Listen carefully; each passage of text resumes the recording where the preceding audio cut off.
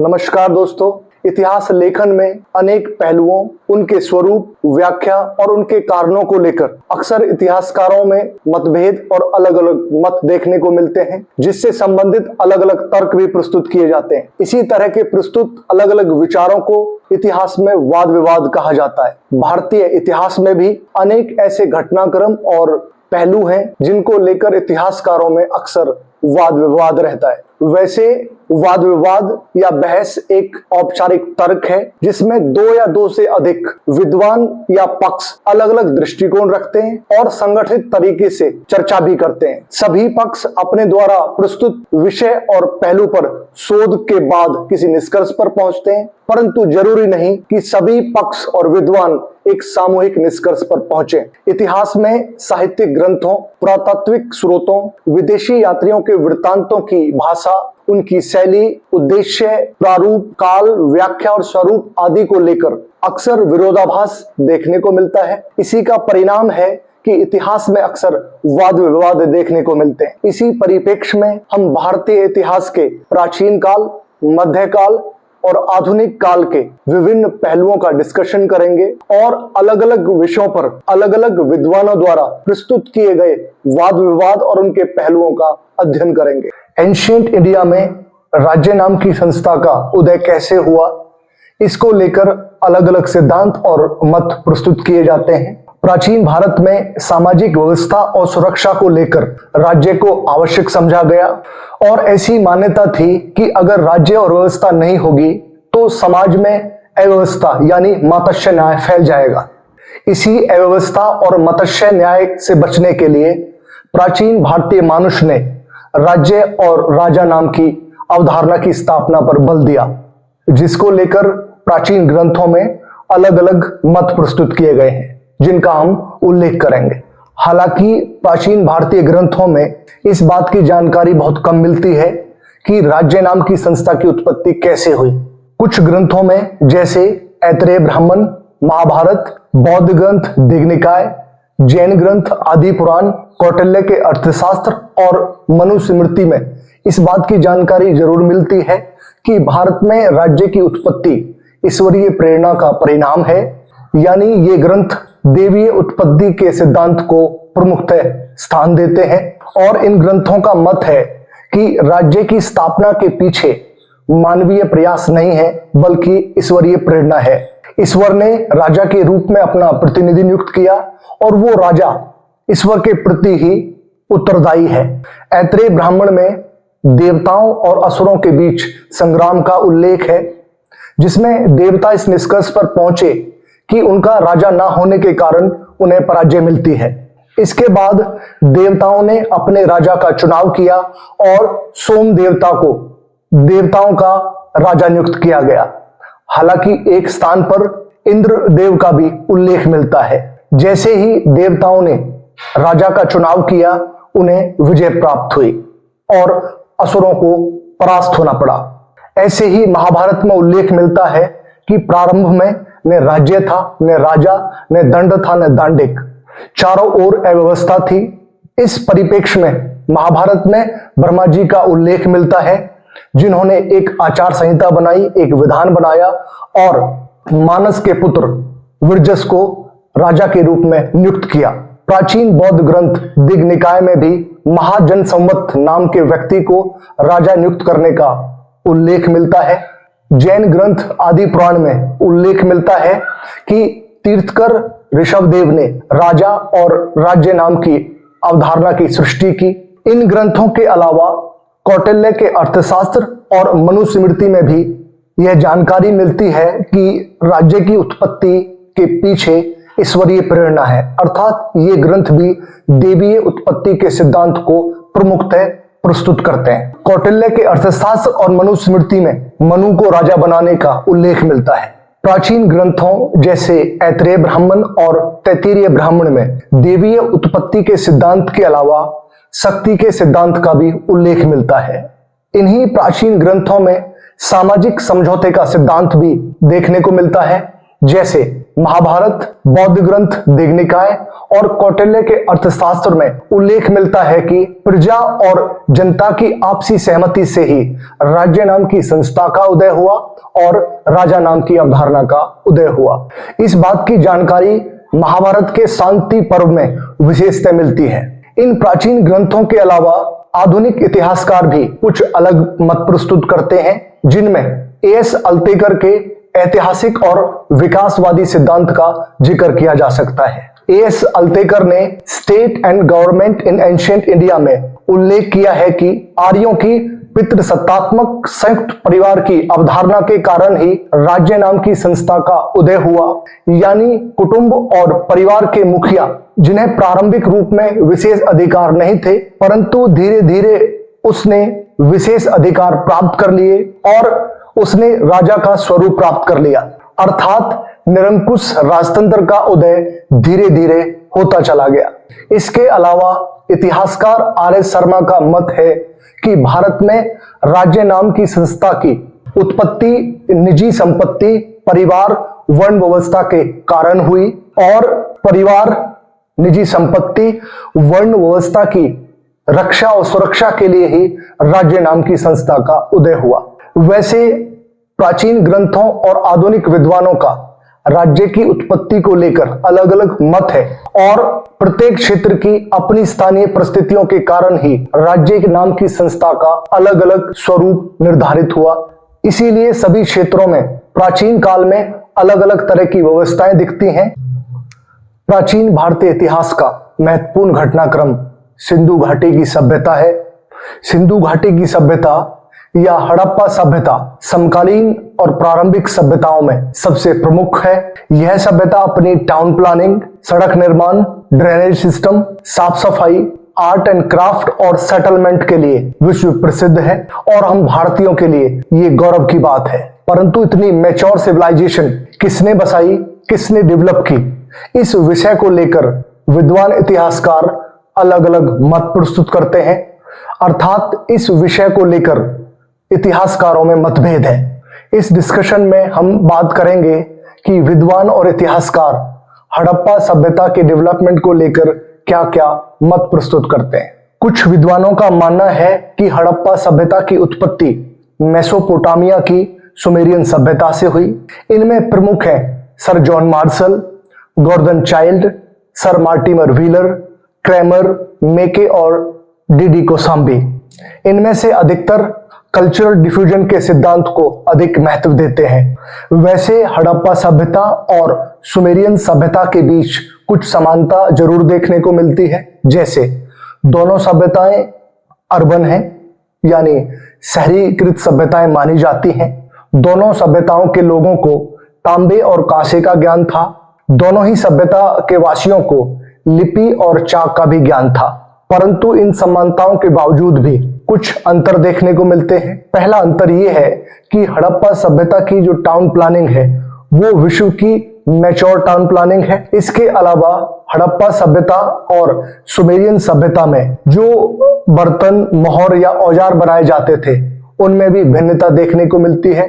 जहां सुमेरियन सभ्यता की लिपि में 900 के लगभग अक्षर हैं, वहीं हड़प्पा सभ्यता में केवल 400 अक्षर हैं। सुमेरियन लिपि को पढ़ा जा चुका है, वहीं हड़प्पा सभ्यता की जो लिपि है उसे आज तक नहीं पढ़ा गया। वैसे ये बात जरूर तय है कि हड़प्पा सभ्यता और सुमेरियन सभ्यता समकालीन है, इनके बीच व्यापारिक संबंध थे, परंतु हड़प्पा सभ्यता को सुमेरियन सभ्यता से जोड़ना तार्किक निष्कर्ष नहीं है। इसके अलावा कुछ विद्वान हड़प्पा सभ्यता और वैदिक सभ्यता को एक मानते हैं, जिनमें BB Lal, TN. Ramachandran, KN. Shastri, SR. Rao, Lakshman Swarup और पुलात्स्कर जैसे इतिहासकार और विद्वान प्रमुख हैं। इनका मानना है कि दोनों सभ्यताओं में यज्ञवेदी, अग्निवेदी, पशु बलि और अग्नि की पूजा होती थी। ये समानता प्रदर्शित करती है कि हड़प्पा सभ्यता और वैदिक सभ्यता एक ही है। हालांकि बहुत से विद्वान वैदिक सभ्यता और हड़प्पा सभ्यता को अलग अलग मानते हैं और मत प्रस्तुत करते हैं कि वैदिक सभ्यता एक ग्रामीण सभ्यता थी, वहीं हड़प्पा सभ्यता एक नगरीय सभ्यता थी। दोनों की लिपि अलग थी। जहां वैदिक आर्य लोहे का प्रयोग जानते थे, वहीं सिंधु घाटी सभ्यता के लोग लोहे से परिचित नहीं थे। वैदिक आर्य घोड़े का प्रयोग करते थे, गाय उनका प्रमुख पशु था, जबकि सिंधु घाटी सभ्यता में ऐसा नहीं था। इसके अलावा लिंग पूजा, पुर, योग और स्त्री पुरुष की पूजा को लेकर भी कुछ इतिहासकार हड़प्पा सभ्यता और वैदिक सभ्यता को अलग मानते हैं। परंतु ये बात निश्चित है कि जैसे जैसे भविष्य में नई रिसर्च होंगी, नई खुदाइयां होंगी, हड़प्पा सभ्यता और वैदिक सभ्यता में समानता देखने को मिलेगी और ऐसे अनेक साक्ष्य सामने आएंगे जो इस बात को प्रूव करेंगे कि हड़प्पा सभ्यता और वैदिक सभ्यता एक ही थी। कुछ विद्वान जैसे सुनीति कुमार चटर्जी, राखालदास बनर्जी का मानना है कि हड़प्पा सभ्यता को द्रविड़ों ने बसाया था और विकसित किया था। इनका मत है कि द्रविड़ लिपि के साक्ष्य बलूचिस्तान से मिलते हैं, परंतु अगर हम द्रविड़ क्षेत्रों और सिंधु घाटी सभ्यता के केंद्रों का उल्लेख करें तो दोनों के नगरीकरण में यानी टाउन प्लानिंग में बहुत ज्यादा फर्क देखने को मिलता है। कुछ विद्वानों का एक वर्ग जैसे Amalananda Ghosh, Stuart Piggott, Fairservis, JF. Dales, Dharampal Allchin का मानना है कि हड़प्पा सभ्यता की उत्पत्ति साउथ अफगानिस्तान, सिंध, पंजाब, बलूचिस्तान के क्षेत्रों में विकसित होने वाली ताम्रपाषाणिक ग्रामीण संस्कृतियों के क्रमिक विकास का परिणाम है, जिसने धीरे धीरे बड़ी सभ्यता का रूप धारण कर लिया और यही सभ्यता भारतीय इतिहास में सिंधु घाटी की सभ्यता या हड़प्पा सभ्यता के रूप में प्रसिद्ध हुई। एक अन्य मत यह भी है कि हड़प्पा सभ्यता के निर्माता प्राचीन भारतीय ग्रामीण संस्कृतियों के वासी थे, जैसे बलूची संस्कृति जिसने बाद में एक विकसित रूप धारण किया और हड़प्पा सभ्यता का ही एक अंग बना। इस विचारधारा के या इस मत के जो प्रस्तुत करने वाले विद्वान हैं वो है फेयर सर्विस, डी.पी. अग्रवाल, एस.आर. राव और रोमिला थापर।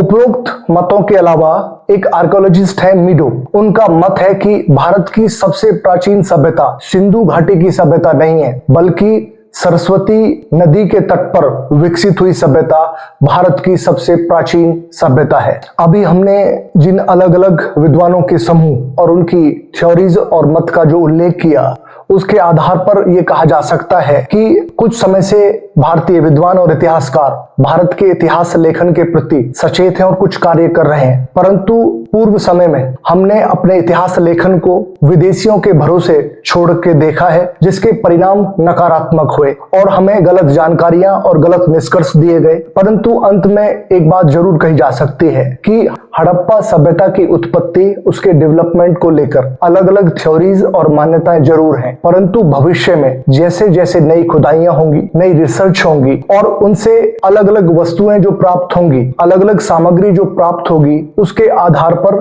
भारतीय इतिहास के महत्वपूर्ण घटनाक्रम, हड़प्पा सभ्यता और उससे जुड़े हुए नए पहलू प्राप्त होंगे, नई परिभाषाएं स्थापित होंगी और पुरानी परिभाषाएं तर्क की कसौटी पर समाप्त हो जाएंगी, जिसके उदाहरण हमने राखीगढ़ी की खुदाई के बाद और सनौली की खुदाई के बाद देखे हैं। जैसे हड़प्पा सभ्यता की उत्पत्ति, निर्माण और डेवलपमेंट को लेकर विद्वानों और इतिहासकारों में अलग अलग मत हैं, अलग अलग थ्योरीज हैं, उसी तरह हड़प्पा सभ्यता के डेक्लाइन को लेकर, उसके पतन को लेकर विद्वान इतिहासकार अलग अलग मत प्रस्तुत करते हैं। परंतु सवाल ये है कि इतनी मैच्योर सभ्यता जो शहरीकरण पर आधारित थी, उसका पतन कैसे हुआ? एक बात तो तय है कि इतनी विशाल और विस्तृत सभ्यता का पतन एक दिन में नहीं हुआ, बल्कि इसका अगर डेक्लाइन हुआ तो क्रमिक रूप से हुआ। अब बात करते हैं हड़प्पा सभ्यता के डेक्लाइन से संबंधित अलग अलग थ्योरीज जो विद्वान और इतिहासकारों के द्वारा प्रस्तुत की गई हैं। Sir John martial, SR. Rao, कुछ अन्य विद्वानों का मानना है कि हड़प्पा सभ्यता का डेक्लाइन नदियों में भीषण बाढ़ के कारण हुआ। इन विद्वानों को मोहनजोदड़ो, चन्होदड़ो, भगतराव, लोथल आदि स्थलों से बाढ़ के साक्ष्य मिले हैं।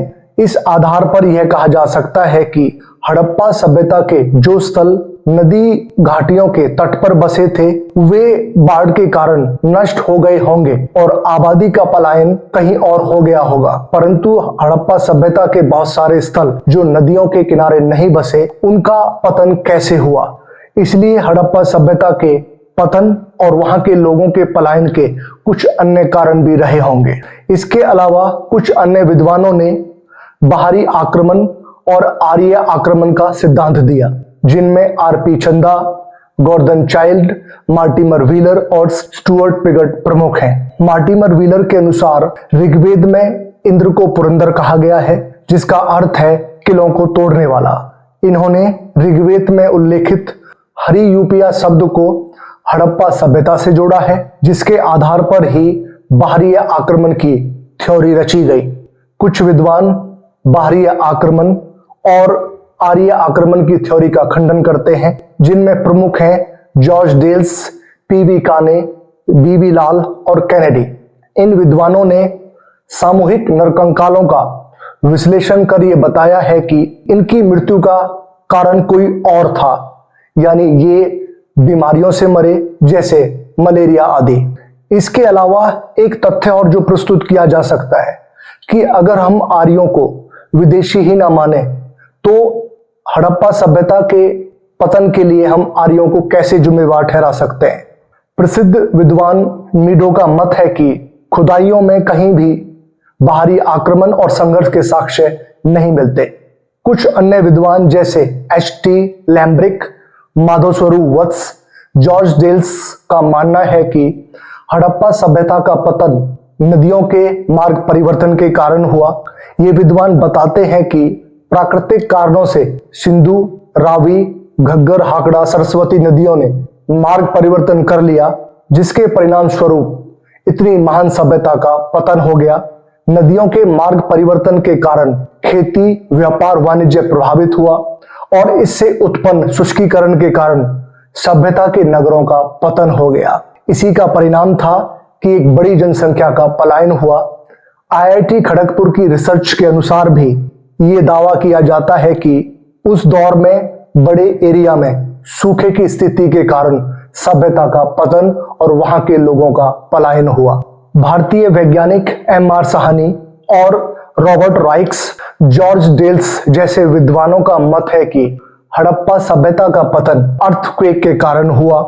इसी का परिणाम था कि हड़प्पा निवासी अपने घरों को छोड़कर चले गए और धीरे धीरे सभ्यता का अंत हो गया।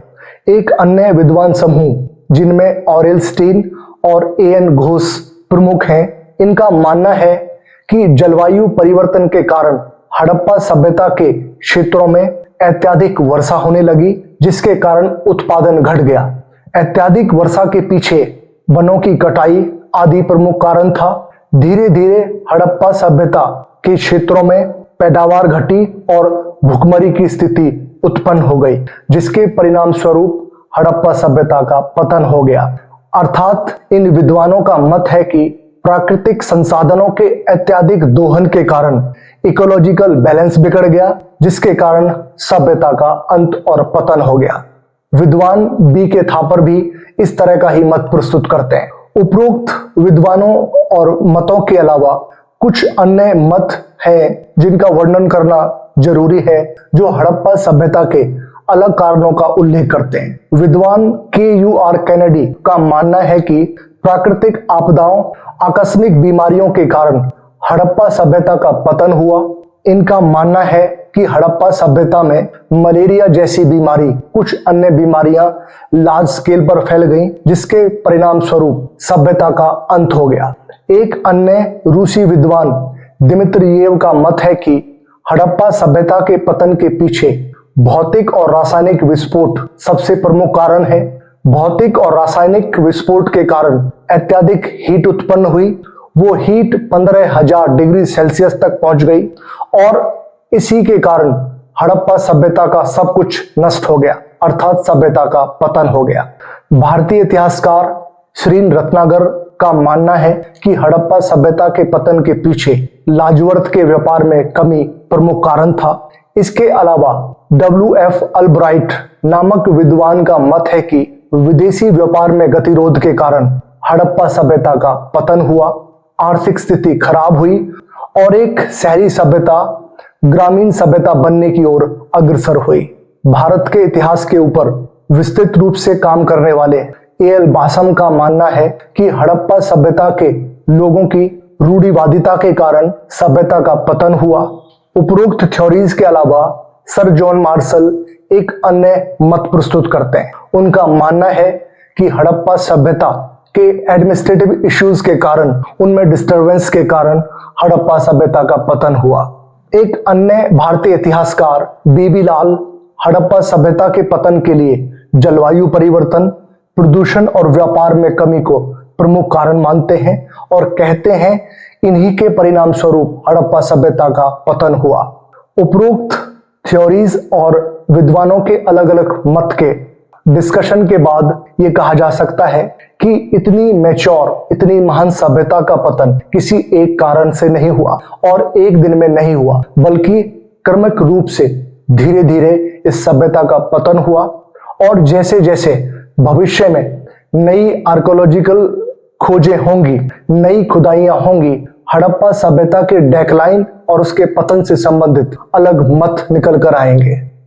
आज भारत या विश्व के अलग अलग क्षेत्रों में अनेक जातियां, अनेक नस्ल अपने आप को आर्य ओरिजिन बताती हैं, जिसके पीछे नस्लीय श्रेष्ठता सबसे बड़ा कारण है।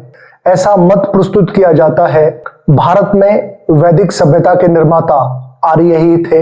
इसके अलावा ये तथ्य भी प्रस्तुत किया जाता है कि आर्यों ने हड़प्पा सभ्यता का विनाश किया। और एक अन्य मान्यता ये भी है कि हड़प्पा सभ्यता को विकसित करने वाले आर्य ही थे। कुछ थ्योरीज, कुछ मान्यताएं आर्यों को विदेशी और बाहरी आक्रमणकारी बताती हैं, जिन्होंने भारत के मूल निवासियों की सभ्यता संस्कृति को समाप्त करके अपनी संस्कृति और मान्यताएं स्थापित की। परंतु आज भी इस बात को लेकर वाद विवाद है कि आर्य कौन थे, वो भारत के मूल निवासी थे या विदेशी थे। आर्यों के मूल निवास स्थान को लेकर इतिहासकारों में मतभेद है और वो अलग अलग मत प्रस्तुत करते हैं। कुछ विद्वान लैंग्वेज, बॉडी स्ट्रक्चर और ताम्र पात्रों के आधार पर, आर्कोलॉजिकल एविडेंसेस के आधार पर आर्यों का मूल निवास स्थान यूरोप या यूरोप के अलग अलग प्रदेशों को मानते हैं। पेनका, हर्ट और कुछ अन्य विद्वानों का मानना है कि आर्यों का मूल निवास स्थान स्कैंडिनेवियाई क्षेत्र था। आज भी इस क्षेत्र के लोगों की लैंग्वेज आर्यों से मिलती जुलती है और यहाँ के लोगों की शारीरिक बनावट भी आर्यों से मेल खाती है। इसके अलावा पी गाइल्स नाम के विद्वान आर्यों का मूल निवास स्थान हंगरी और डैन्यूब नदी घाटी को मानते हैं। इस क्षेत्र की भाषाई प्राकृतिक वस्तुओं की समानता के आधार पर पी गाइल्स आर्यों का मूल निवास स्थान इस क्षेत्र को मानते हैं, परंतु सिर्फ भाषा के आधार पर आर्यों को हंगरी या डैन्यूब का मूल निवासी मानना गलत निष्कर्ष होगा। कुछ अन्य विद्वान जैसे गॉर्डन चाइल्ड, नेहरिंग, मेयर और पिगट का मानना है कि आर्यों का मूल निवास स्थान दक्षिणी रूस था। गॉर्डन चाइल्ड की बुक द आर्यंस में इसके बारे में विस्तार से जानकारी दी गई है। इसके अलावा मैकडोनल नाम के विद्वान ऑस्ट्रिया और हंगरी क्षेत्र को आर्यों का मूल निवास स्थान मानते हैं। एक अन्य विद्वान मारिया बुरास का मानना है कि दक्षिणी रूस और यूक्रेन स्थित कुरुगान क्षेत्र आर्यों का मूल निवास स्थान था। हमने अभी जिन विद्वानों और उनकी थ्योरीज का जिक्र किया वो सभी यूरोप को आर्यों का मूल निवास स्थान मानते हैं। इसके अलावा कुछ और विद्वान हैं जो आर्यों का मूल निवास स्थान अलग अलग क्षेत्रों को मानते हैं। पंडित बाल गंगाधर तिलक उत्तरी ध्रुव को आर्यों का मूल निवास स्थान मानते हैं। उनकी book the Arctic home in Vedas में आर्यों का मूल निवास स्थान उत्तरी ध्रुव को बताया गया है। इसके लिए वो ऋग्वेद के सूक्त का हवाला देते हैं, जिसमें बताया गया है कि आर्यों का मूल निवास स्थान वो है जहां 6 महीने दिन और 6 महीने रात होती है। इसके अलावा दयानंद सरस्वती और पार्जिटर का मत है कि आर्यों का मूल निवास स्थान तिब्बत था। इस तरह हमने देखा कि कुछ विद्वान आर्यों का मूल निवास स्थान यूरोप मानते हैं, कुछ उत्तरी ध्रुव, कुछ तिब्बत। एक अन्य विद्वानों का समूह है जो एशिया के अलग अलग क्षेत्रों को आर्यों का निवास स्थान बताता है। जैसे J.G. रोड्स का मत है कि बैक्टीरिया का क्षेत्र आर्यों का मूल निवास स्थान था। इसके अलावा मैक्समूलर मानते हैं कि आर्यों का मूल निवास स्थान मध्य एशिया था। ब्रैडस्टीन नाम के विद्वान का मानना है कि किर्गिज का मैदान आर्यों का मूल निवास स्थान था। इसी तरह एडवर्ड मेयर और ऑवडेनबर्ग पामीर के पठार को आर्यों का मूल निवास स्थान बताते हैं। सिलिगन सेयस नाम के विद्वान का मानना है कि आर्यों का मूल निवास स्थान कैस्पियन सागर का क्षेत्र था। इसके अलावा इतिहासकारों का एक बड़ा वर्ग ऐसा भी है जो ये मानता है कि आर्यों का मूल निवास स्थान भारत था और भारत से ही वो दुनिया के अलग अलग क्षेत्रों में गए। गंगानाथ झा का मानना है कि उत्तर पश्चिम का ब्रह्म ऋषि प्रदेश आर्यों का मूल निवास स्थान था। L.D. कल नाम के विद्वान का मानना है कि कश्मीर हिमाचल का क्षेत्र आर्यों का मूल निवास क्षेत्र था। D.S. त्रिवेदी का मानना है मुल्तान स्थित देवी का क्षेत्र आर्यों का मूल निवास स्थान था।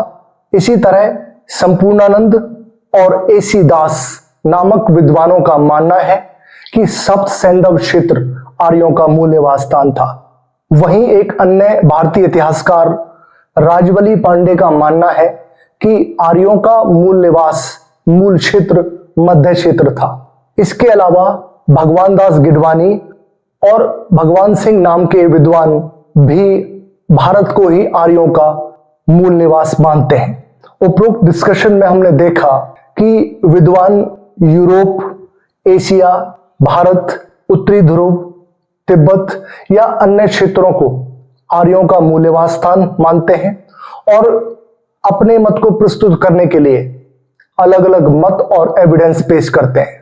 अधिकतर विद्वान आर्य नस्ल की श्रेष्ठता के कारण ये प्रस्तुत करना चाहते हैं कि उन्हीं के क्षेत्र से आर्यों का ओरिजिन हुआ और वे स्वयं भी अपने आप को आर्य बताते हैं। वो इस आधार पर ये तय करना चाहते हैं कि वो सदियों से श्रेष्ठ हैं।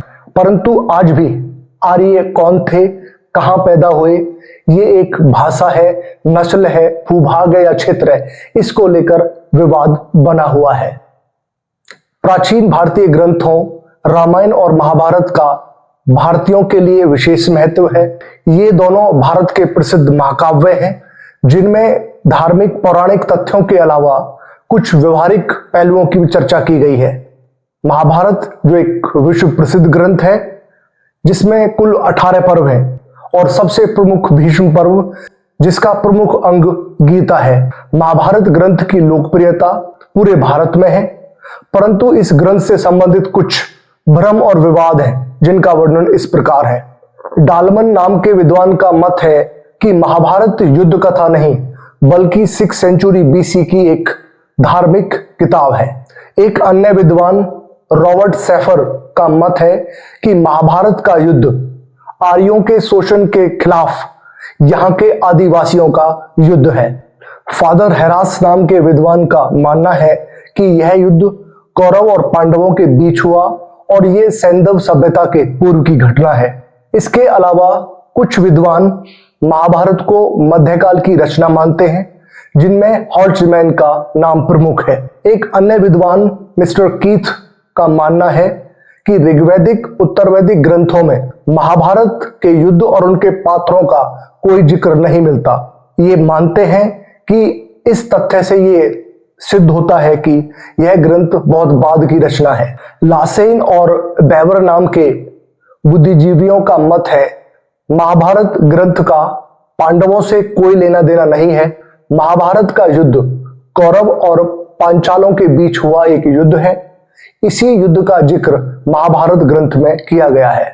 एक अन्य विद्वान सिल्वे लेवी का मत है कि महाभारत ग्रंथ बौद्ध ग्रंथों की प्रेरणा से लिखा गया है और यह ग्रंथ भागवत धर्म का एक प्रमुख ग्रंथ है। हरिश्चंद्र नाम के विद्वान का मत है कि महाभारत का युद्ध कुरुओं द्वारा गांधार क्षेत्र पर किए गए आक्रमण की कथा है और उसी से प्रेरणा लेकर महाभारत ग्रंथ लिखा गया। एक अन्य भारतीय विद्वान डॉक्टर बुद्ध प्रकाश का मानना है कि कौरव और पांडव भाई भाई नहीं थे। पांडव नॉर्थ वेस्ट फ्रंटियर से आने वाली एक विदेशी जाति थी। किसी ने बाद में दोनों को भाई भाई बता दिया और महाभारत युद्ध में इन चीजों का उल्लेख कर दिया गया। इस तरह हमने देखा कि महाभारत ग्रंथ से जुड़े हुए बहुत सारे भ्रम और विवाद हैं, परंतु इन विवादों और भ्रम के बावजूद महाभारत ग्रंथ की लोकप्रियता बहुत ज्यादा है और यह एक प्रसिद्ध ऐतिहासिक महाकाव्य भी है।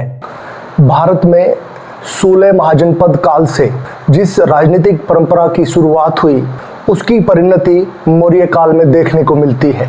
मौर्य साम्राज्य भारतीय इतिहास के सबसे बड़े साम्राज्यों में से एक है, जिसका विस्तार आधुनिक भारत, पाकिस्तान, अफगानिस्तान और कुछ अन्य देशों तक था।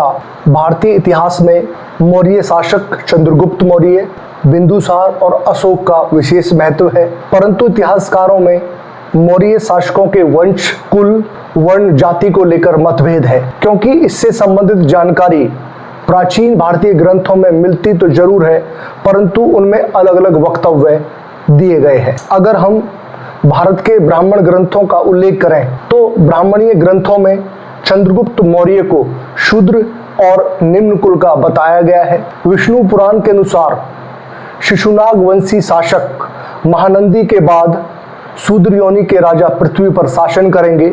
इसी आधार पर कुछ विद्वान मौर्यों को शूद्र मानते हैं। विष्णु पुराण के टीकाकार श्रीधर स्वामी के अनुसार चंद्रगुप्त मौर्य का जन्म नंदराज की मुरा नामक पत्नी से हुआ, इसी कारण उससे उत्पन्न संतान को मौर्य कहा गया। इस तरह हम देखते हैं कि पुराणों में नंदों को शूद्र कहा गया है तो मौर्य भी शूद्र हुए। विशाख दत्त की मुद्रा राक्षस नामक नाटक में चंद्रगुप्त मौर्य को नंदराज का पुत्र माना गया है। मुद्रा राक्षस में चंद्रगुप्त को निम्न कुल का बताया गया है और चंद्रगुप्त के लिए विरशल और कुलहीन जैसे शब्दों का प्रयोग किया गया है। प्राचीन ग्रंथ सोमदेव की कथा सरित सागर, क्षेमेंद्र की वृद्ध कथा मंजरी में भी मौर्यों को शूद्र कहा गया है। 18वीं शताब्दी के विद्वान टीकाकार धुंडीराज ने भी मौर्यों को शूद्र कहा है। इस तरह हम देखते हैं कि प्राचीन भारत के सभी ब्राह्मणीय ग्रंथों में मौर्यों को शूद्र योनि का बताकर उनका उपहास भी उड़ाया गया है। प्राचीन भारत के ब्राह्मणीय ग्रंथों के विपरीत बौद्ध साहित्य और ग्रंथों में मौर्यों को क्षत्रिय वंशीय बताया गया है। बौद्ध ग्रंथों में उल्लेख मिलता है मौर्य कपिलवस्तु के शाक्यों की एक शाखा थी। बौद्ध ग्रंथ महाबोधि वंश, महावंश और महापरिनिब्बाण सूत्र में चंद्रगुप्त मौर्य को राजकुल और क्षत्रिय वंशीय कहकर संबोधित किया गया है। जैन ग्रंथों की बात करें तो जैन ग्रंथ जैसे परिशिष्ट पर्वन आवश्यक सूत्र में मौर्यों के बारे में बताया गया है, जहां अधिकतर जैन ग्रंथ नंद वंश की शूद्र कहकर निंदा करते हैं, वहीं जैन ग्रंथ चंद्रगुप्त मौर्य को मुखिया कुल से उत्पन्न पुरुष बताते हैं और उनकी आलोचना नहीं करते। मौर्यों के बारे में कुछ विदेशी ग्रंथ भी उल्लेख करते हैं। यूनानी लेखक प्लूटार्क और जस्टिन ने चंद्रगुप्त मौर्य को एंड्रोकोटस और सेंड्रोकोटस कहा है। इन यूनानी ग्रंथों में नंदों को निम्न कुल का बताते हुए चंद्रगुप्त मौर्य को सामान्य कुल में उत्पन्न व्यक्ति बताया गया है, जो बाद में एक बड़ा राजा बनता है। इस तरह हमने देखा कि ब्राह्मण ग्रंथ, बौद्ध ग्रंथ, जैन ग्रंथ और विदेशी लेखक अलग अलग जानकारी देते हैं, परंतु ये बात तय है कि मौर्य साम्राज्य भारत का एक विस्तृत और विशाल साम्राज्य रहा है, जिसका अपना एक ऐतिहासिक महत्व है। वैसे भी भारतीय इतिहास में क्षत्रिय वर्ण की ब्राह्मणों द्वारा सौदेबाजी की गई है और उन्होंने अर्थात ब्राह्मणों ने जिसको चाहा उसको क्षत्रिय बना दिया, जिसको चाहा उसको शूद्र बना दिया और उसी के अनुसार उसका स्वरूप और उसका सतर भी तय कर दिया। जिस तरह मौर्य शासकों के वर्ण, जाति और उसके स्वरूप को लेकर इतिहासकारों में मतभेद है, उसी तरह मौर्य साम्राज्य के पतन को लेकर भी इतिहासकार एक मत नहीं है और पतन के अलग अलग कारण उनके द्वारा बताए जाते हैं। मौर्य शासन चंद्रगुप्त मौर्य, बिंदुसार और अशोक से शुरू हुआ, परंतु अंतिम शासक वृद्धरथ से साम्राज्य और शासन को ब्राह्मण वंशीय शुंग शासकों ने छीन लिया और एक ऐतिहासिक और विस्तृत साम्राज्य का अंत हो गया। परंतु इससे संबंधित अलग अलग मत जो इतिहासकारों के द्वारा बताए गए हैं वो इस प्रकार हैं।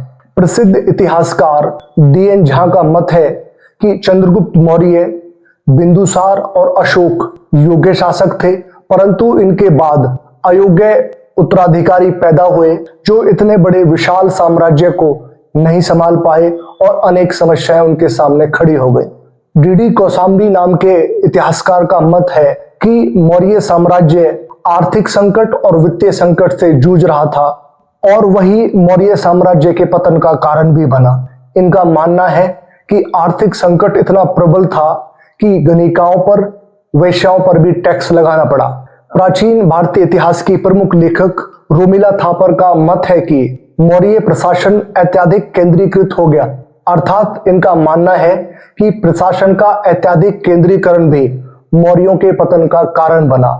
इतना विशाल साम्राज्य जिसके लिए एक केंद्रीकृत व्यवस्था की आवश्यकता थी, जब तक शासक योग्य थे इस व्यवस्था को उन्होंने बनाए रखा, परंतु जैसे ही अयोग्य शासक पैदा हुए वो इस अत्यधिक केंद्रीकृत व्यवस्था को संभाल नहीं पाए और चारों ओर अव्यवस्था फैल गई और साम्राज्य का पतन हो गया। इसके अलावा निहार रंजन नाम के विद्वान का मत है कि मौर्य साम्राज्य के पतन के पीछे सबसे प्रमुख कारण अनेक विद्रोहों का होना था। वो तक्षशिला जैसे विद्रोहों को मौर्य साम्राज्य के पतन का प्रमुख कारण मानते हैं और कुछ अन्य विद्रोहों को भी मौर्य साम्राज्य के पतन के लिए जिम्मेवार ठहराते हैं। सुविमलेश चंद्र नाम के इतिहासकार का मत है कि मौर्य शासकों ने नॉर्थ वेस्ट फ्रंटियर की तरफ कोई विशेष ध्यान नहीं दिया। हालांकि चंद्रगुप्त मौर्य और अशोक जैसे शासकों ने इस ओर ध्यान दिया, परंतु कमजोर उत्तराधिकारियों ने इस फ्रंटियर की तरफ कोई ध्यान नहीं दिया और धीरे धीरे विदेशी आक्रमणकारी भारत में प्रवेश करते चले गए और मौर्य साम्राज्य का अंत हो गया। चारों ओर अव्यवस्था फैल गई।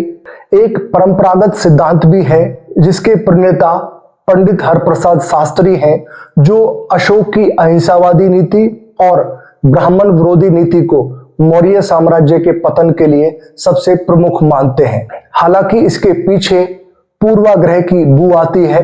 प्राचीन भारतीय इतिहास लेखन के प्रमुख इतिहासकार H.C. राय चौधरी अशोक की अहिंसावादी और शांति की नीति को मौर्य साम्राज्य के पतन के प्रमुख कारणों में से एक मानते हैं। इसके अलावा उनका मत है कि टैक्स का अधिक बोझ था और आर्थिक सांस्कृतिक विभिन्नता इतनी ज्यादा थी कि इनका प्रभाव मौर्य साम्राज्य पर नकारात्मक पड़ा। जब तक शासक योग्य और निरंकुश थे व्यवस्था बनी रही, परंतु जैसे ही अयोग्य शासक पैदा हुए मौर्य साम्राज्य का पतन हो गया।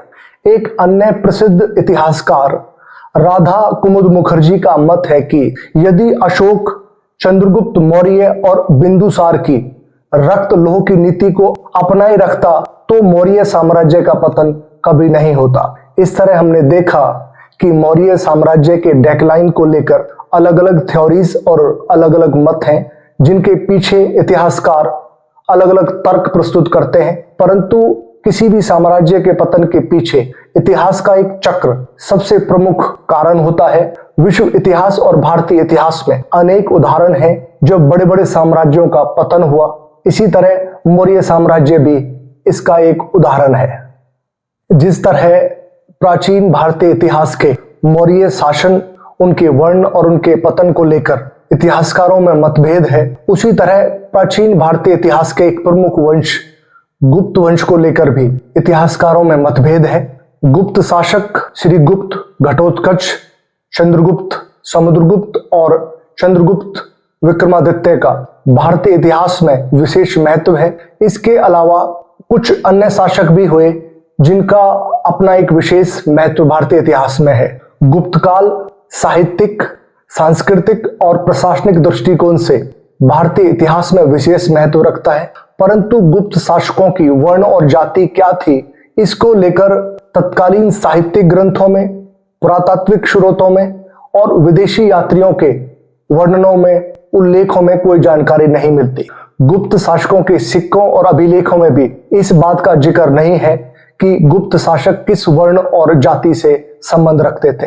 इसीलिए इतिहासकारों में इसको लेकर अलग अलग मत हैं। सर्वप्रथम हम उल्लेख करते हैं केपी जायसवाल का। केपी जायसवाल गुप्तों को शूद्र वर्ण का बताते हैं, जिस आधार पर केपी जायसवाल गुप्त शासकों को शूद्र मानते हैं उनके आधार ग्रंथ है कौमुदी महोत्सव और चंद्रगोमिन की व्याकरण।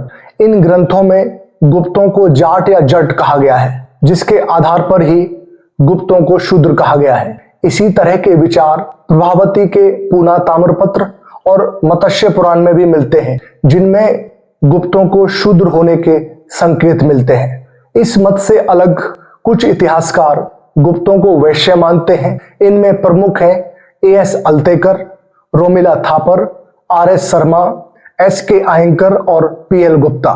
विष्णु पुराण में उल्लेख मिलता है कि ब्राह्मण शर्मा लगाता है, क्षत्रिय वर्मा, वैश्य गुप्त और शूद्र दास। इसी आधार पर गुप्तों को वैश्य बताया गया है। पंचोब लेख में गुप्तों को अर्जुन का वंशज बताया गया है। इसी तरह तांत्रिक कामंदक नाम के ग्रंथ में गुप्तों को सूर्यवंशी कहा गया है।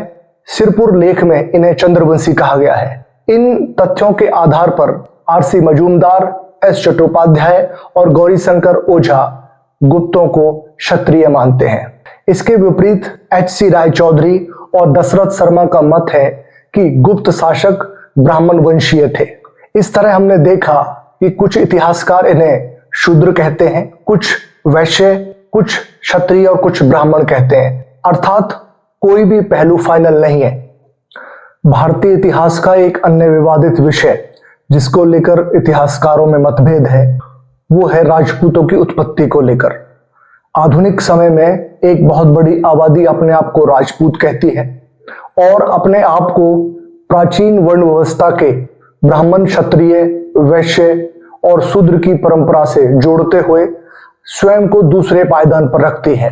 परंतु आज भी इतिहासकारों में इसके वास्तविक स्वरूप और उदय को लेकर मतभेद है। वैसे भी प्राचीन काल में ब्राह्मणों के द्वारा क्षत्रिय वर्ण की और उससे संबंधित राजनीतिक गतिविधियों की खूब सौदेबाजी हुई। अब बात करते हैं राजपूतों की उत्पत्ति को लेकर अलग अलग सिद्धांतों के। सबसे पहले बात करते हैं अग्निवंशीय उत्पत्ति के सिद्धांत की। भारत के प्रसिद्ध शासक पृथ्वीराज चौहान के दरबारी कवि चंद्रबरदाई ने अपनी पुस्तक पृथ्वीराज रासो में एक सिद्धांत दिया है जिसे अग्निकुल का सिद्धांत कहते हैं। पृथ्वीराज रासो में चंद्रबरदाई उल्लेख करते हैं कि राक्षसों का संहार करने के लिए वशिष्ठ ऋषि ने आबू पर्वत पर यज्ञ किया। यहाँ अग्निकुंड से 4 वंशों की उत्पत्ति हुई जो थे प्रतिहार, चालुक्य, परमार और चाहमान। वैसे किसी अन्य ग्रंथ में चंद्रबरदाई की इस कथा का उल्लेख नहीं मिलता और ना ही किसी अभिलेख में इस बात की जानकारी मिलती है। दरबारी कवियों, भाटों ने अग्निकुल की इस अवधारणा का खूब प्रचार किया और बाद के कालों में अलग अलग वंशों को इस सिद्धांत से जोड़कर उनकी महानता को ऊंचाइयों पर ले जाने का प्रयास किया और एक श्रेष्ठता प्रस्तुत करने का भी दावा प्रस्तुत किया। आधुनिक इतिहासकार डॉक्टर दशरथ शर्मा ने अग्निकुल से उत्पत्ति के सिद्धांत को भाटों और दरबारी कवियों की कल्पना बताया है। राजपूतों की उत्पत्ति को लेकर अनेक विदेशी इतिहासकार अलग अलग मत प्रस्तुत करते हैं, परंतु वे एक सुर में राजपूतों को विदेशी मानते हुए कुछ वक्तव्य प्रस्तुत करते हैं। जो विद्वान राजपूतों को विदेशी मानते हैं उनमें प्रमुख हैं James Tod, V.A. Smith, William Crooke, Ishwari Prasad, D.R. Bhandarkar, Campbell और जैक्सन। जेम्स टॉड ने अपनी book Annals and Antiquities of Rajasthan में राजपूतों की उत्पत्ति को लेकर एक सिद्धांत प्रस्तुत किया है। कर्नल टॉड राजपूतों को प्रचलित रीति रिवाजों के आधार पर सक्सीतियन मानते हैं। इसी तरह V.A. स्मिथ ने राजपूतों को विदेशी माना है। उनका मानना है कि विदेशी आक्रमणकारी जब लंबे समय तक भारत में रहने लगे और बाद में उन्हें राजपूत कहा जाने लगा। कनिंघम नाम के इतिहासकार ने राजपूतों को यूची और कुषाण माना है। वहीं कैंपबेल, जैक्सन, भंडारकर राजपूतों को गुर्जर नामक विदेशी जाति से उत्पन्न मानते हैं, परंतु कुछ भारतीय इतिहासकार विदेशी उत्पत्ति के सिद्धांत को मान्यता नहीं देते, जिनमें प्रमुख हैं गौरीशंकर ओझा और सीवी वैद। इसके अतिरिक्त कुछ इतिहासकार राजपूतों को प्राचीन क्षत्रियों का वंशज मानते हैं और उन्हें सूर्यवंशी और चंद्रवंशी मानते हुए भारतीय ओरिजिन यानी मूल भारतीय के रूप में प्रस्तुत करते हैं। इन इतिहासकारों में गौरीशंकर ओझा और सीवी वैद प्रमुख हैं। कुछ इतिहासकार राजपूतों की उत्पत्ति से संबंधित ब्राह्मण वंशीय उत्पत्ति का सिद्धांत प्रस्तुत करते हैं। उनका मानना है कि राजपूतों की उत्पत्ति ब्राह्मण वंश से हुई, जिनमें प्रमुख हैं दशरथ शर्मा, वीएस पाठक, गोपीनाथ शर्मा। वहीं बीडी चट्टोपाध्याय राजपूतों की उत्पत्ति ब्रह्म क्षत्रिय परंपरा से मानते हैं और दशरथ शर्मा और वीएस पाठक राजपूतों की उत्पत्ति से संबंधित क्षत्रियतर सिद्धांत प्रस्तुत करते हैं। इन सभी अलग अलग मतों के आधार पर यह कहा जा सकता है कि आज तक राजपूतों की उत्पत्ति वंश परंपरा को लेकर कोई पूर्ण निष्कर्ष नहीं है। वहीं मेरा मानना है कि राजपूत कोई जाति नहीं है, राजपूत कोई वर्ण नहीं है, बल्कि भारत के अलग अलग क्षेत्रों में राज करने वाली जातियों, कबीलों के मुखिया परिवारों को राजपुत्र कहा गया। विशेषकर उत्तर भारत में बाद में इन्हें राजपूत कहा जाने लगा। वैसे आज भी जो जातियां अपने आप को राजपूत कहती हैं, उनमें कोई नस्लीय, भाषाई और क्षेत्रीय एकता नहीं देखने को मिलती। अपने आप को राजपूत कहने वाले लोग भारत के अलग अलग क्षेत्रों, अलग अलग दिशाओं में मिल जाएंगे। पूर्व, पश्चिम, उत्तरी क्षेत्रों, पहाड़ी क्षेत्रों, मैदानी क्षेत्रों में मिल जाएंगे, परंतु उनमें हमें नस्लीय और सांस्कृतिक विभिन्नता और भिन्नता देखने को मिलती है। अर्थात भारत में अपने आप को राजपूत कहने वाली जातियों में कोई यूनिफॉर्मिटी नहीं है। तो फिर राजपूत है कौन, ये आज तक एक विवाद का विषय बना हुआ है। भारतीय इतिहास के मध्यकाल की एक प्रमुख घटना भारत में इस्लाम का आगमन है, जिसने भारत के सामाजिक और सांस्कृतिक ताने बाने को प्रभावित किया। वैसे इस्लाम की स्थापना मक्का मदीना में हुई और धीरे धीरे इस्लाम का विस्तार एशिया के अलग अलग क्षेत्रों में होता चला गया। धार्मिक उन्माद और जिहाद के नाम पर इस्लाम का प्रचार सुदूर क्षेत्रों तक किया गया। इसी परिप्रेक्ष्य में इस्लाम का भारत में आगमन हुआ। अनेक मुस्लिम आक्रमणकारी धार्मिक उद्देश्यों की पूर्ति के लिए भारत आए और भारत के भूभाग में उन्होंने प्रवेश किया, जिनमें प्रमुख हैं कासिम, महमूद गजनबी और मोहम्मद गौरी। मुस्लिम आक्रमणकारियों ने भारत के अलग अलग राजाओं को पराजित किया और भारत में इस्लामिक राज्य की स्थापना हुई। इन्हीं आक्रमणों का परिणाम था कि भारत में दिल्ली सल्तनत की स्थापना हुई और बाद में मुगल साम्राज्य भी स्थापित हुआ। जिस धार्मिक उन्माद को लेकर मुस्लिम आक्रमणकारी भारत आए और उन्होंने भारतीय राजाओं को परास्त किया, जिन्हें अधिकतर इतिहासकार राजपूत कहकर संबोधित करते हैं, परंतु भारतीय राजाओं की पराजय और मुस्लिम आक्रमणकारियों की विजय के क्या कारण थे? मुस्लिम आक्रमणकारियों के भारत आगमन और उनकी विजय को लेकर तत्कालीन भारतीय विद्वान बिल्कुल मौन हैं और उनके दृष्टिकोण से पता नहीं चलता कि मुस्लिम आक्रमणकारियों की विजय कैसे हुई और भारतीय किस कारण परास्त हुए।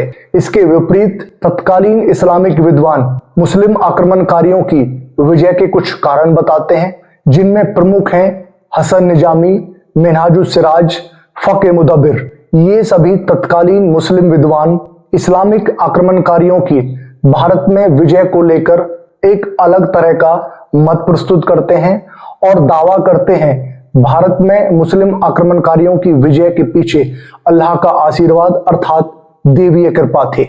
वहीं अगर हम आधुनिक विद्वानों की बात करें तो ब्रिटिश इतिहासकार एल्फिंस्टन का मत है कि भारत में जो तुर्क आक्रमणकारियों को विजय मिली और उन्हें भारत में राज्य स्थापित करने का मौका मिला, उसके पीछे सबसे बड़ा कारण तुर्कों की युद्ध प्रियता और उनकी सेना की एकजुटता थी।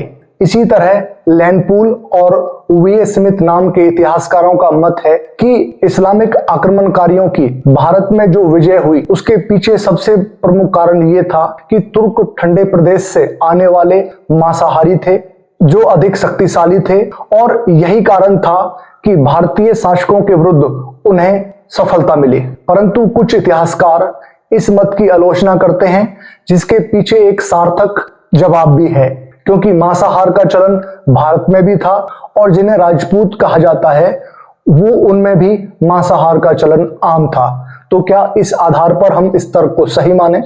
एक अन्य इतिहासकार के निजामी कहते हैं कि तुर्कों को अर्थात मुस्लिम आक्रमणकारियों को भारत में प्रवेश करने का जो मौका मिला और उन्हें जो भारतीयों के खिलाफ विजय प्राप्त हुई उसके पीछे सबसे बड़ा कारण भारत की सामाजिक व्यवस्था थी, जाति व्यवस्था थी, यहाँ प्रचलित छुआछूत की व्यवस्था थी, ऊंच नीच की भावना थी और वंशीय श्रेष्ठता प्रमुख कारण थे।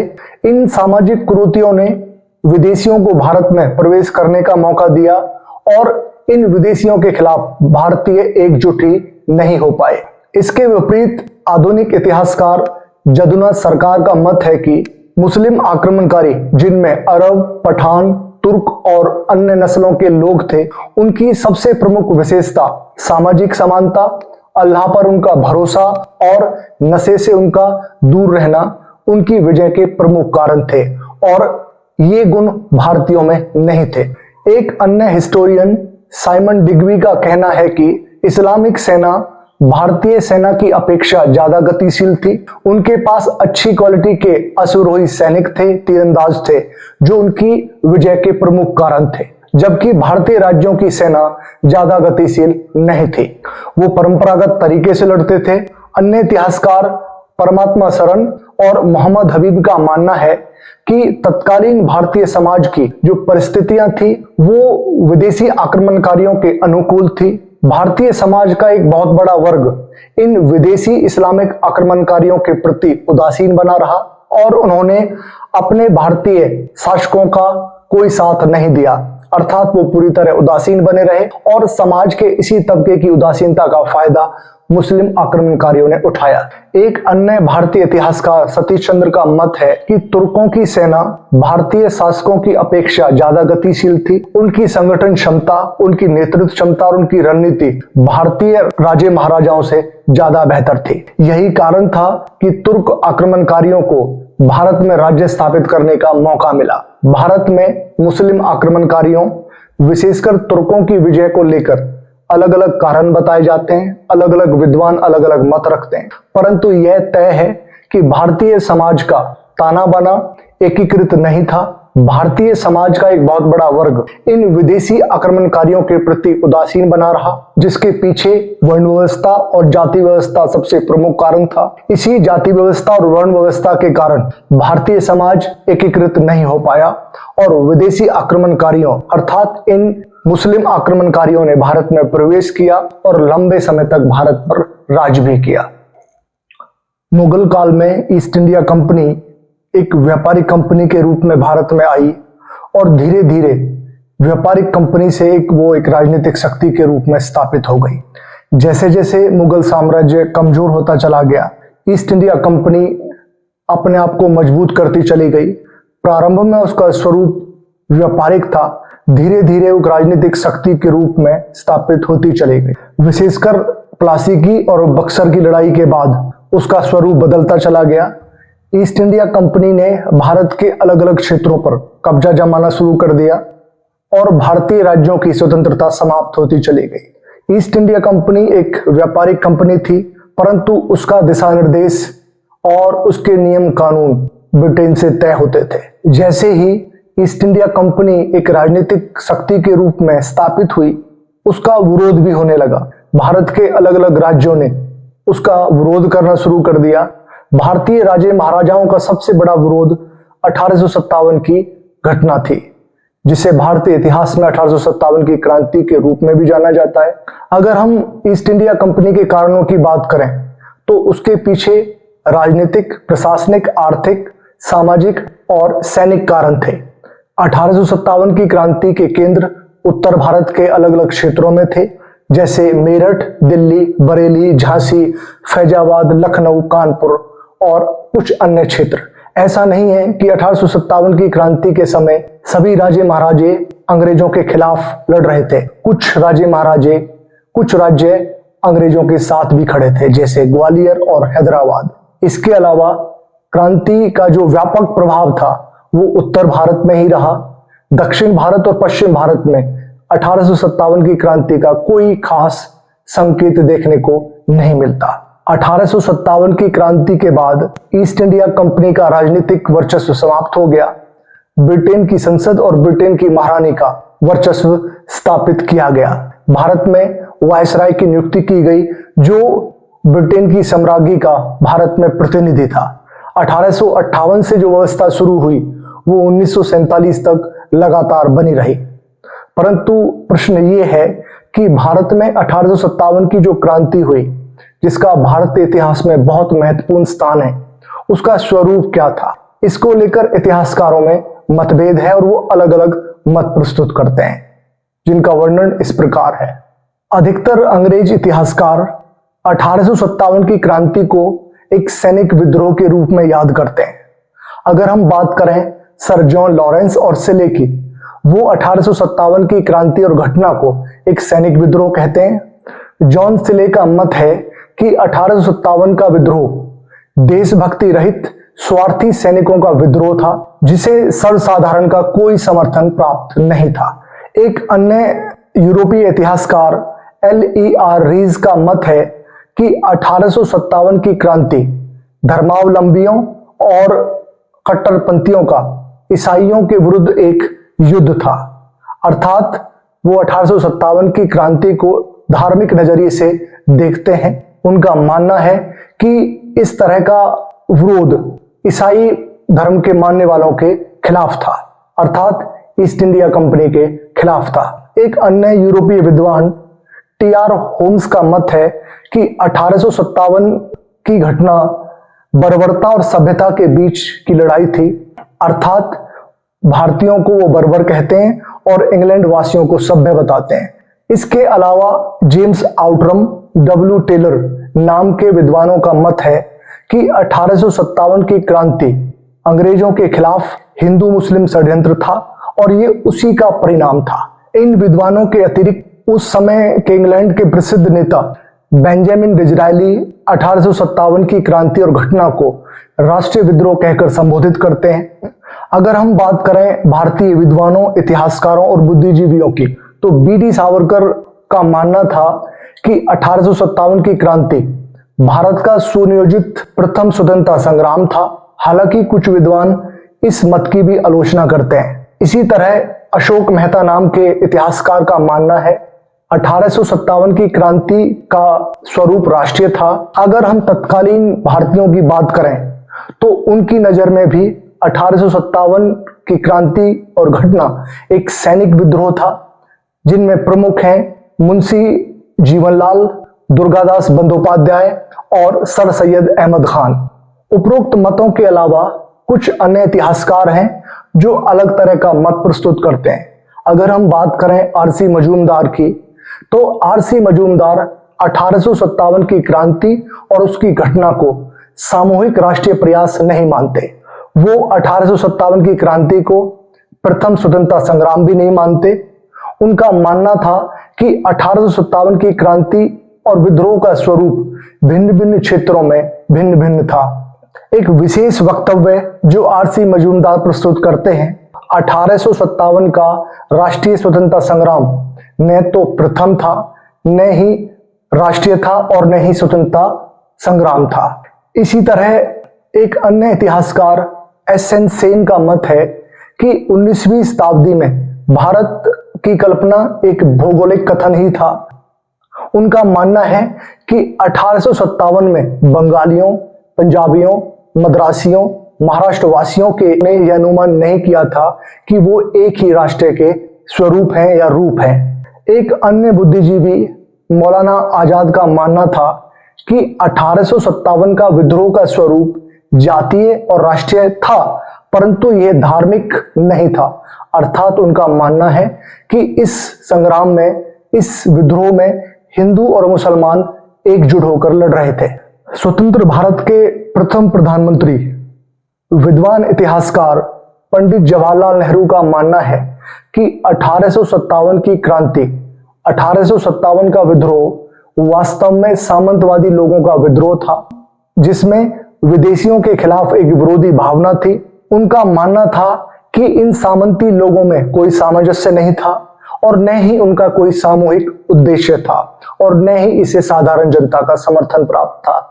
अर्थात पंडित जवाहरलाल नेहरू 1857 की क्रांति को सामंतवादी लोगों का विद्रोह कहते हैं। अभी हमने जिन इतिहासकारों बुद्धिजीवियों की चर्चा की, उसके विपरीत भी कुछ विद्वान मत रखते हैं। जहां यूरोपियन इतिहासकार 1857 की क्रांति को धार्मिक नजरिए से देखते हैं या उसे सिर्फ एक सैनिक विद्रोह कहकर उसकी आलोचना करते हैं, वहीं कुछ अन्य विद्वान भी हैं जो एक अलग तरह का मत प्रस्तुत करते हैं। जूडिथ ब्राउन कहती हैं कि अधिकतर अंग्रेज इतिहासकारों ने 1857 की क्रांति को एक सैनिक विद्रोह कहकर उसके महत्व को कम करने का प्रयास किया। वो कहती हैं कि अगर अंग्रेज इतिहासकार इसे कुछ और मानते तो भारत में उनके राज्य के ऊपर एक संदेह और प्रश्न चिन्ह लग जाता। इसलिए उन्होंने अपने आप और अपनी व्यवस्था को सर्वोच्च बनाए रखने के लिए इसे सैनिक विद्रोह कहकर ही इसकी आलोचना की। इसके अलावा अमेरिकी इतिहासकार लेखक G.H. हचिंस का मानना है कि 1857 की क्रांति को अंग्रेज सैनिक विद्रोह इसलिए कहते थे क्योंकि वे इसके सिर्फ राजद्रोह पक्ष पर बल देना चाहते थे। इसीलिए उन्होंने 1857 की क्रांति और घटना को सैनिक तत्व तक ही सीमित रखा। ये अमेरिकी इतिहासकार 1857 की क्रांति की घटना को लोकप्रिय विद्रोह कहकर संबोधित करते हैं। एक अन्य विदेशी विद्वान स्टैनले वालपोर्ट का मानना है कि 1857 की क्रांति या घटना सैनिक विद्रोह से अधिक था, परंतु यह प्रथम राष्ट्रीय स्वतंत्रता संग्राम नहीं था या उससे कम था। 1857 की क्रांति, उसके स्वरूप, उसके उद्देश्य को लेकर इतिहासकारों में मतभेद है। वो इससे संबंधित अलग अलग मत प्रस्तुत करते हैं, परंतु हमें ये याद रखना होगा कि 1857 की क्रांति के समय भारतीय राजे महाराजाओं का एक बहुत बड़ा वर्ग इस क्रांति से दूर था, उदासीन था। भारतीय समाज का भी एक बहुत बड़ा वर्ग इससे दूर ही था। जहां उत्तर भारत में 1857 की क्रांति का प्रभाव था, अलग अलग राजे महाराजाओं ने अपनी तरफ से प्रयास किए, वहीं दक्षिण भारत और पश्चिम भारत में इस विद्रोह का कोई असर नहीं था। अगर हम निष्पक्ष रूप से चर्चा करें तो 1857 की क्रांति में वही राजे महाराजे शामिल थे जिनके राज्य या जागीरें अंग्रेजों के द्वारा जब्त कर ली गई थे। सवाल यही खड़ा होता है कि अगर इन भारतीय रियासतों, राजे महाराजाओं से अंग्रेजों के संबंध मधुर बने रहते, अंग्रेज इनके आंतरिक मामलों में हस्तक्षेप नहीं करते, इनके राज्य और जागीरें जब्त नहीं करते, तो क्या कभी 1857 की क्रांति और जैसी घटना भारत में घटित होती?